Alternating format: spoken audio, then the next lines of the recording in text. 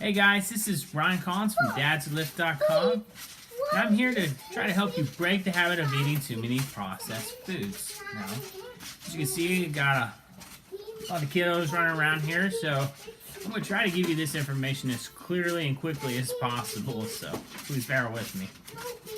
Now, if you've ever been someone who's tried to cut back on processed foods before and weren't successful, you're not alone. And why is that? It's because your body misses it. As Americans, they say that 60% of our daily calories come from processed foods. So I don't care who you are, if you take 60% of your daily calories away, you're going to be hangry and you're going to find some energy somewhere, usually through a processed food source. So what does that mean? That means you're going to probably consume it maybe right after dinner or before bed, and you'll probably crash right after.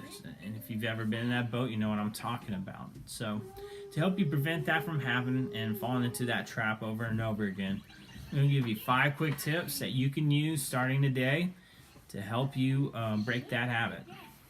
And number 1 is going to be the half plate rule, okay? So here's your plate. Half of it is going to be fruits and veggies no matter what. Make sure you're consuming those whole foods that are going to help fill you up and keep you from eating processed foods.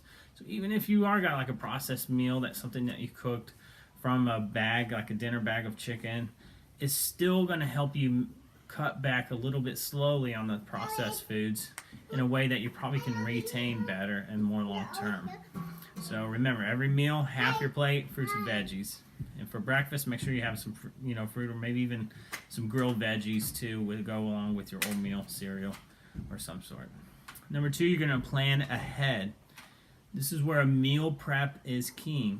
And it's going to trump everything. So if you can prep healthy meals way in advance, that's going to really help you out in this. But none of us are planners or preppers, so if you're in that boat where you're always in a hurry, running out of the house, you're grabbing something quick like a cereal bar, you want to have a better plan B. So something like having like a Greek yogurt on hand is a better option than your processed food. And when I say Greek yogurt, something with low sugar, like 6 grams or less. So keep that in mind.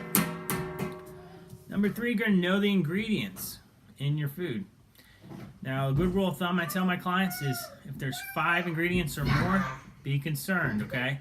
It could be more processed. So just look, as you're looking those food products over on the label, that's something to keep in mind. And especially if you can't pronounce the ingredient on the food product. As I got a kiss of boo-boo. So if you can't pronounce the food product, this one too. There we go. If you can't pronounce the ingredient, then that's a pretty good, sure sign that that food product is processed. Number 4, you gotta stop adding salt to your food. Our food already has enough salt in it to begin with. Especially these processed foods that are all, they use salt as a great preservative because it helps keep the shelf life of the food a lot longer. So it's already in there. It's not necessary to really add any more salt to your food product. So try spicing it up with some cayenne pepper, regular pepper, garlic, something else like that, and that can help put some flavor to your food. And number 5, we're going to choose whole grains over processed grains. Now, right here, you want to stay away in the bread aisle, okay, if you're looking.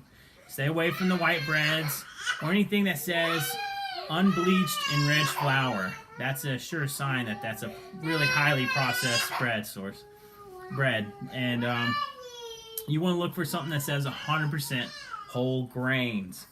And make sure you're reading that on the front of it. It will say that 100% logo on there. So 100% whole grains. These types of bread, they are loaded with fiber and other nutrients. It's a pretty good way to help keep your cholesterol down. It's low in fat, actually pretty high in protein as far as bread's concerned. So if you gotta have bread, then that's the one I highly suggest you get.